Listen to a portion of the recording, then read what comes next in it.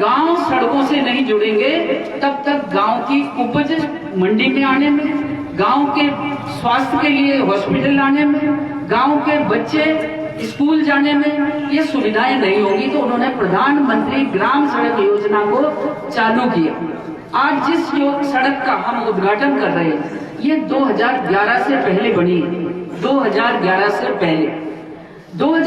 से पहले बनी हुई सड़कों को राजस्थान की सरकार ने सुधारा नहीं। अब सुधारीकरण के नाम से हमने आह्वान किया कि 40 रुपया राजस्थान सरकार दे और 60 रुपया भारत की सरकार दे। इन सड़कों को दोबारा से सुंदर, चौड़ी बनाए, मजबूत बनाए। और आज आपकी इस 9.5 किलोमीटर की लगभग सड़क है और जिसके लिए बजट का जो राशि मिली है वो लगभग आपको 4 करोड़ 81 लाख मिली। 4 करोड़ 81। पीडब्ल्यूडी के सभी अभियंता, चाहे वो जेईएन हो, चाहे एक्सीएन हो, चाहे एससी हो, ये सब मिलकर इस काम को करेंगे। लेकिन न तो एएन करेगा, न जेईएन करेगा, न एमपी करेगा, न एमएलए करेगा।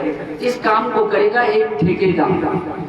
जिस ठेकेदार का दर्द आपने अभी मुझे सड़क के नाम से बताया है सीआरएफ में, ये भी काम ठेकेदार करेगा।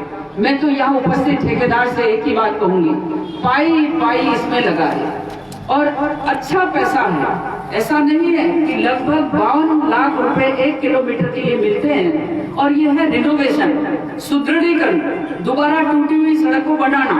तो मैं आपको ये निवेदन करूंगी आप सभी प्रजा के माध्यम से कि आप अधिकारियों से भी मैं आग्रह करूंगी कि आप इसकी निगरानी अच्छी तरह से करें। ठेकेदार अच्छा काम करे तो निस्संदेह पाई पाई जब लगेगी तो हमारा कोई ना तो एमएलए का कमीशन है ना एमपी का कमीशन है। हम तो बाबा जी सेवा करने के लिए आए हैं और सेवा ही करेंगे। हमारा कोई बिचौलिया नहीं, हमारा कोई दलाल नहीं, हमारा कोई कमीशन लेने वाला नहीं। ऐसी स्थिति में आप सुदृढ़ और मजबूत काम करें, ये आग्रह है आप। मुझे बहुत सारे काम मिले और मैं बता रही हूँ कि भारत सरकार का पैसा आज सड़कों के लिए और पेयजल के लिए, जल जीवन मिशन के माध्यम से मेरी अकेली संसदीय क्षेत्र में 224 करोड़ रुपया मंजूर हुआ है। 224 करोड़।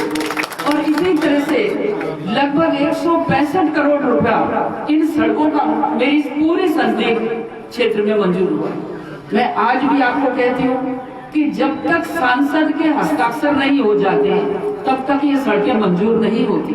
और अब से पहले 100 में से 90 रुपए देते थे, लेकिन सांसद ना तो क्षेत्र में आ पाते थे ना उनको आप बुलाते थे। सरकारी अधिकारी जिसकी राजस्थान में सरकार है वही विधायक आता, विधायक उद्घाटन करके अपना नाम पट्टी पे लिखा जाता। मेरे भाइयों, मुझे पट्टी पे नाम लिखाने का शौक नहीं, मुझे कर्म करने का शौक है। आपने मेरा जन्म किया है 5 वर्ष के लिए, 5 वर्ष के लिए। और जन्म में आपका वोट मुझे मिला तभी मेरा जन्म हुआ। आपका वोट मिला तभी भाई कांतिलाल जी का जन्म हुआ। ये केवल उम्र 5 वर्ष की है। इस 5 वर्ष में जितनी सेवा आपकी करेंगे हम कोई कसर नहीं रखेंगे, पूरी ईमान और धर्म से आपकी सेवा करेंगे। लेकिन आपको ये भी कहना चाहूँगा कि सरपंच अपनी ग्राम पंचायत का प्रधानमंत्री होता है। ये एहसास आपके मन में होना चाहिए। आपकी ग्राम पंचायत का ये प्रधानमंत्री है। एक वर्ष में एक ग्राम पंचायत को मिनिमम कम से कम 8 करोड़ रुपया मिलता है। उस 8 करोड़ का अपने पंचों के साथ मिलकर सदुपयोग यदि कर ले तो मैं ये मानती हूँ कि 15 साल जो सरपंच रह लिया, 15 साल में उसको जितना पैसा मिला, आपकी ग्राम पंचायत की छोटी मोटी सड़कें, आपकी ग्राम पंचायत के स्कूल, आपकी ग्राम पंचायत का छोटा एनीकट, आपकी ग्राम पंचायत का तालाब, ये काम तो हो जाने चाहिए थे। ये हो जाने चाहिए। हमको जो मिलता है, शायद भाई कांतिलाल जी को एक विधानसभा के लिए 2 करोड़ मिलते हैं, मुझे 8 विधानसभाओं के लिए केवल 5 करोड़ मिलता है। 5 करोड़। उसमें भी कोरोना ने 2 बरस का हमारा रोक लिया, 2 साल हमारा पैसा रोक लिया और कोरोना की वजह से ये हम नहीं कर पाए। लेकिन मैं आपको ये विश्वास दिलाती हूँ कि कोरोना के लिए 5 ही करोड़ मिलता है, लेकिन आपकी अकेली सड़क के लिए इतना पैसा भारत सरकार से ला कर दिया, जल जीवन मिशन के लिए ला कर दिया। मैं और भी आपको कहूँ, आत्मनिर्भर भारत का नाम आपको सुनने में आ गया कि नहीं? नौजवानों के पास, सबके पास स्मार्टफोन है। इस स्मार्टफोन में, इस फोन में सब कुछ है। भारत की सरकार ग्रामीण विकास मंत्रालय के माध्यम से इतना पैसा गांव में लगाती है, इसकी जानकारी अब ये फोन पे आपको मिल सकती है। सरपंच भाइयों के पास, सबके पास, मुझे लगता है कि आपके पास तो सेंटर है नहीं। आप पिछला बजट निकाल के देखिए, मैंने पूरी मैडम 5 साल में आता है। 5 साल, हाँ 5 साल में नहीं, 5 वर्ष में 8 करोड़, 5 वर्ष मिनिमम 8 करोड़। यदि सरपंच होशियार है, चतुर है, तो वो 20 करोड़ भी ला सकता है। यदि वो चतुर है, होशियार है, तो 20 करोड़ भी लगा सकता है। क्योंकि मैं राजनीति में हूँ, लेकिन राजनीति के साथ साथ एक आत्मिक से शिक्षक भी हूँ, और मैं शिक्षा के माध्यम से अधिकारी तक चलकर देखा है कि पैसा भारत सरकार का, राजस्थान की सरकार का बहुत, लेकिन उसका सदुपयोग हो। अब कई भाई ऐसा करते हैं, आप बुरा मत मानना। जैसे ही सरपंच बनया, 5 साल पहला जब सरपंच बनया तो बोलेरो आ गई। अब बोलेरो आ गई लोन पे, चुके है कौन ही, तो फिर को क्या करेंगे? हमारे अधिकारियों के भी कहना चाहूंगी, सोशल मीडिया के बंधु सुन रहे हो तो मैं हकीकत बोलती हूँ।